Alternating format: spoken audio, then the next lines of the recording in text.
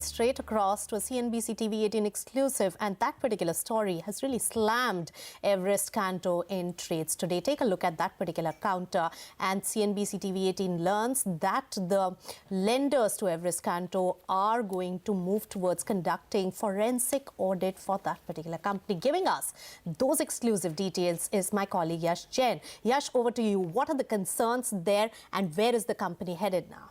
Well, Nisha, on allegations of serious violation when it comes to the SEBI norms, the RBI norms, and also exchange regulations, we are given to understand that the lenders of this company called Everest Kanto have moved towards conducting a forensic audit when it comes to the balance sheet of the company.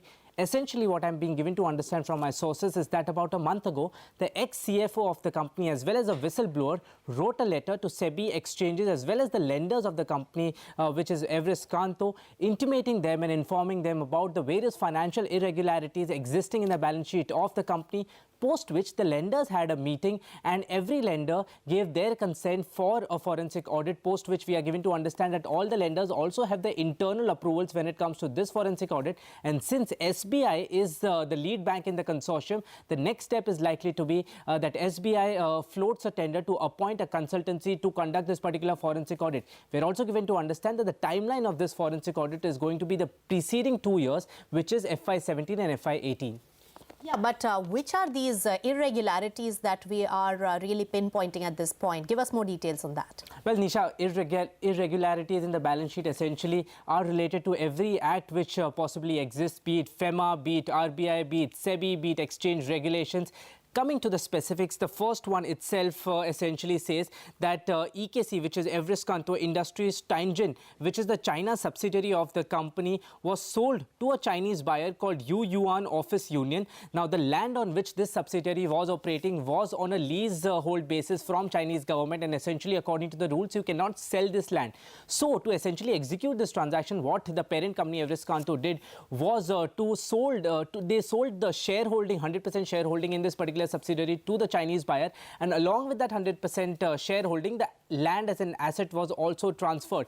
Of course, this is a violation of Chinese regulations, but at the same time, despite this being a material information for investors, RBI or exchanges were not informed about this particular transaction for a period of 7 months. Coming to the second point, the money which was borrowed from Exim Bank and again resanctioned in 2016 of approximately 30 crore was actually borrowed towards a non-operational subsidiary in China, and essentially allegations are that it was siphoned off to other subsidiaries, maybe in the Middle East or the other Chinese subsidiaries. Coming to the third one, again a Chinese subsidiary called Longyu was essentially illegally established just for the purpose of siphoning of the funds which the company has, and the establishment itself of this subsidiary was never reported to RBI or exchanges despite it being such a material information for investors.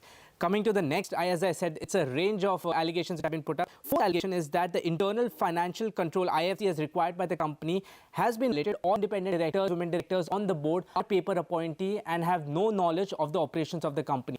The last and the final one, and equally serious, is that the company has a manufacturing unit allotted in the Kandla district of Gujarat. If you remember, the Kandla district is a special economic zone, which essentially means that raw materials imported on this particular unit at tax exemption, but they have to be met with some export obligation. All right, so a list of allegations there, and those would be really investigated on. The lenders have really moved on this. So those are the alleged allegations, and on the back of that particular story, Everest Kanto is down more than 15% in trades. Thanks so much, Yash, for those exclusive details. Let's take